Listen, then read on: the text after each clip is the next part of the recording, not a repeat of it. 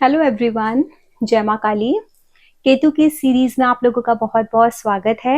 ये जो सीरीज है केतु 12 हाउसेज में किस तरीके के रिजल्ट्स आपके चार्ट में देंगे, हम उस बारे में डिस्कस करेंगे। उससे पहले जो इम्पोर्टेंट है वो ये है कि आप केतु की एनर्जी को समझो कि व्हाट केतु इज, वो किस तरीके से काम करते हैं, वो किस किस चीज के कारक हैं।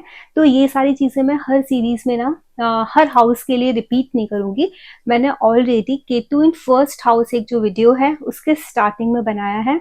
इवन अगर आपको बहुत डीपर केतु का मतलब समझना है कि हाउ केतु वर्क्स, तो आप मेरा एक और वीडियो है Ketu your DNA and success की, उस वीडियो को भी जाकर के आप देख सकते हो। तो आपको एक बेसिक आइडिया मिल जाएगा कि हाउ केतु वर्क्स, केतु की एनर्जी है क्या।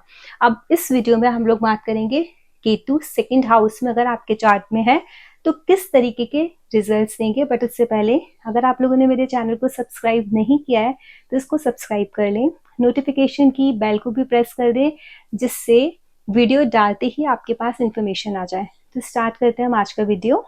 देखिए, केतु की जो पोजीशन है सेकंड हाउस में, it is not considered as a very good position, because Ketu क्या है, एक मॉन्क है।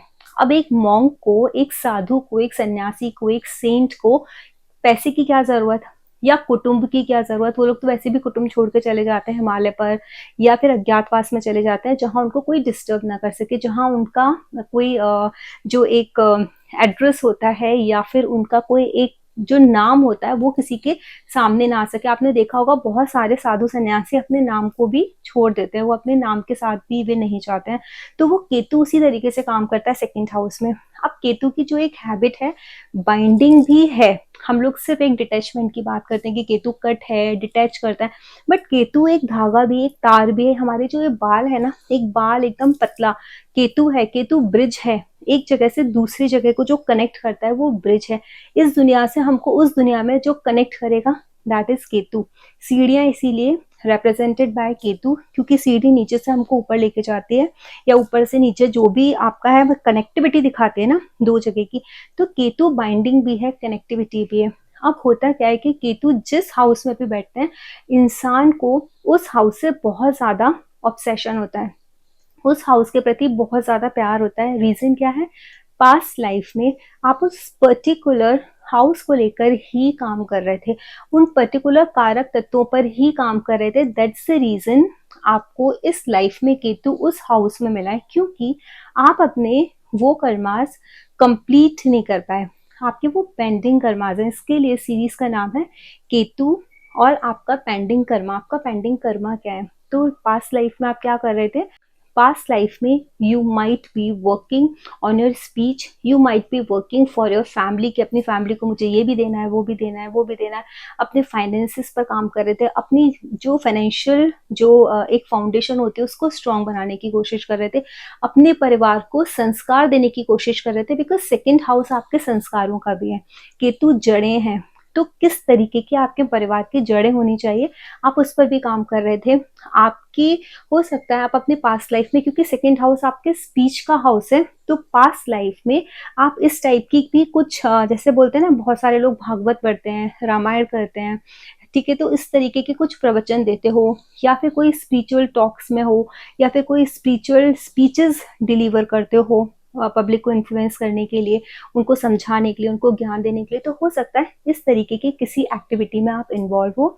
तो इस लाइफ में भी आपको वो सारी चीजें, वो एट्रीब्यूट्स अपने अंदर देखने को मिलेंगे अगर आपके केतु पॉजिटिव है। तो पॉजिटिव और नेगेटिव का एक सिंपल सा फंडा है। आप केतु के डिस्पोजिटर को देखो, मतलब उसके राशि लॉर्ड को देखो।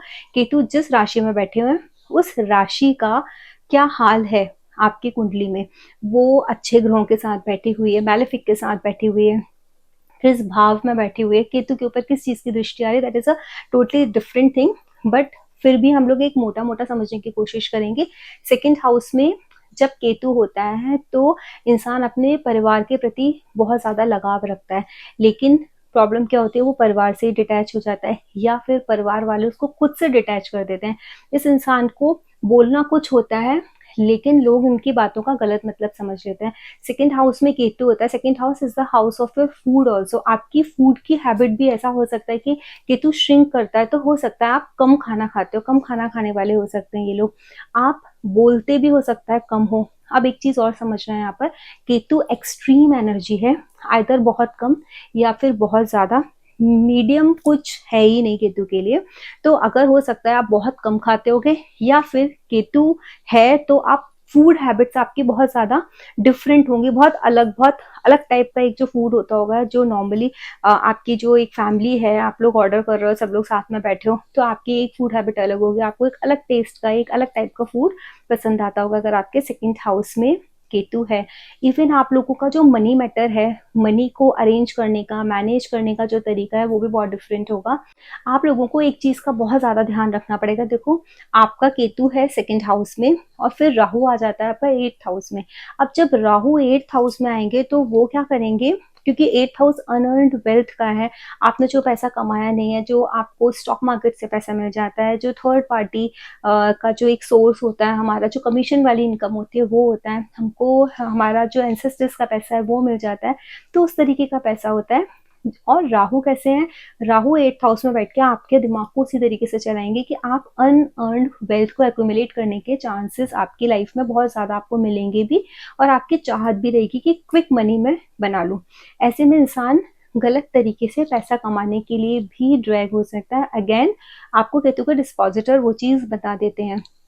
ठीक है, तो आप लोगों को एक चीज का तो ध्यान बहुत इंपॉर्टेंट है रखना, कि अगर आपने किसी भी तरीके से अनअर्न्ड वेल्थ है उसको कमाने की कोशिश की, या फिर स्टॉक मार्केट में बहुत हैवीली इन्वेस्ट किया, जो बहुत ज्यादा रिस्क लेके कर रहे हो, तो वहां पर आपके पैसे डूबने के चांसेस बहुत हाई हो जाते हैं, बिकॉज केतु आपके सेकंड हाउस में।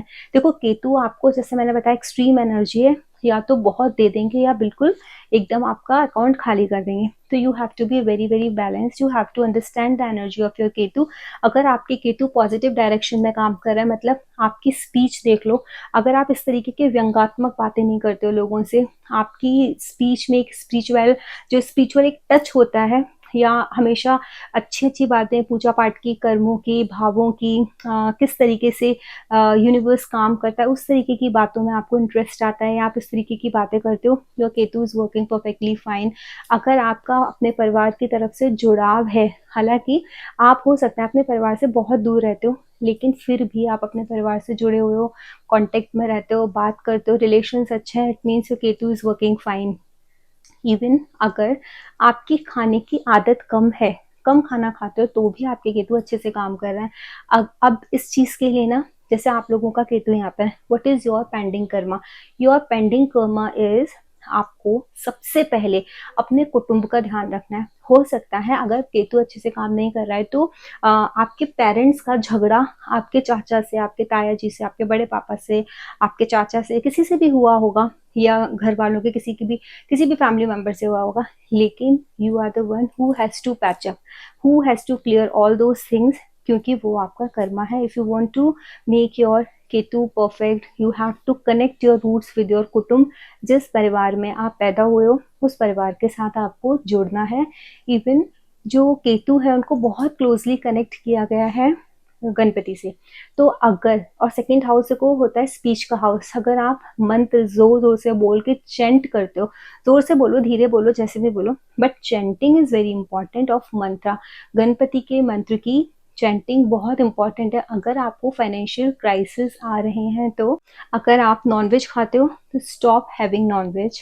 अगर आप पैसे से बहुत ज़्यादा परेशान हो, और आपको ऐसा लगता है कि आपकी आदत ऐसी है कि आप किसी को ना बहुत ज़्यादा तीखे शब्द बोल देते हो, बहुत ज़्यादा चुभने वाले शब्द बोल देते हो, तो इमीडिएटली स्टॉप इट। आप इस तरीके की चीज़ों में मत पड़ो। किसी का मन दुखाने के लिए, जितना ज्यादा आप मन दुखाओगे ना, उतना ज्यादा आपका सेकंड हाउस वीक होता जाएगा। जितना सेकंड हाउस वीक होता जाएगा, उतना आपको फाइनेंशियल क्रंच आता जाएगा। दूसरा क्या है, आपको फूड डोनेट करना है। Second house represents food also. आप जितना ज्यादा फूड डोनेट करोगे, केतु डॉग्स को फीड करो, आप किसी मंदिर के बाहर जाकर के फूड डोनेट कर दो। और वहां पर देखो, कालपुरुष की कुंडली में चंद्रमा उच्च का होता है, वीनस के साइन में, आप दूध जाकर के डोनेट कर दो, तो वो आपको जो फाइनेंशियल क्रंच है उससे आप निकल के आ जाओगे। अगर आप लोगों को मेरा वीडियो अच्छा लगा हो तो इसे लाइक कीजिए, शेयर कीजिए एंड चैनल को प्लीज सब्सक्राइब जरूर कर लीजिए, जिससे आपको आने वाले न्यू वीडियोस की इन्फॉर्मेशन मिल सके। अगर इस वीडियो से रिलेटेड कोई भी डाउट हो, कोई भी क्वेरी हो, तो आप कमेंट सेक्शन में जाकर के लिख सकते हैं। Either I will make a big video अगर बड़ा है वो टॉपिक तो, otherwise I will give your answer in a short. अभी कोई भी कमेंट आएगा, कोई किसी को भी कुछ भी पूछना है related to Ketu, I will make a short, I will give you the answer. जय माँ काली।